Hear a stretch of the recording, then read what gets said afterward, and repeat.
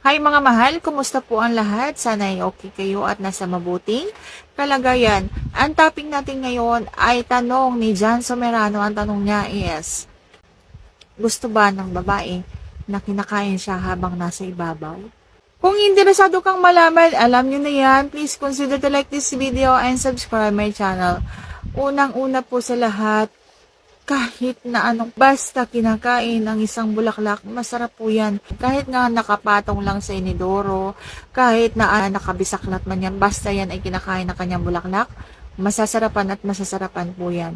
At yan lang ang masasagot for today's video. See you on my next vlog. And if you like this video, please consider to like this video and subscribe my channel. Thank you for watching. See you on my next vlog. Hi mga mahal, kumusta po ang lahat? Sana ay okay kayo at nasa mabuting kalagayan. Ang topic natin ngayon ay tanong ni John Somerano. Ang tanong niya is, gusto ba ng babae na kinakain siya habang nasa ibabaw? Kung interesado kang malaman, alam nyo na yan, please consider to like this video and subscribe my channel. Unang-una po sa lahat, kahit na anong basta kinakain ang isang bulaklak, masarap po yan. Kahit nga nakapatong lang sa inidoro, kahit na nakabisaklat man yan, basta yan ay kinakain ng kanyang bulaklak, masasarapan at masasarapan po yan. At yan lang ang masasagot for today's video. See you on my next vlog. And if you like this video, please consider to like this video and subscribe my channel. Thank you for watching. See you on my next vlog.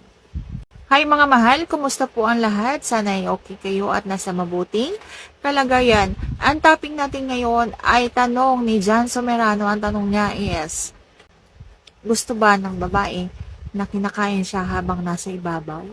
Kung interesado kang malaman, alam nyo na yan, please consider to like this video and subscribe my channel. Unang-una po sa lahat, kahit na anong basta kinakain ang isang bulaklak, masarap po yan. Kahit nga nakapatong lang sa inidoro, kahit na nakabisaklat man yan, basta yan ay kinakain ng kanyang bulaklak, masasarapan at masasarapan po yan.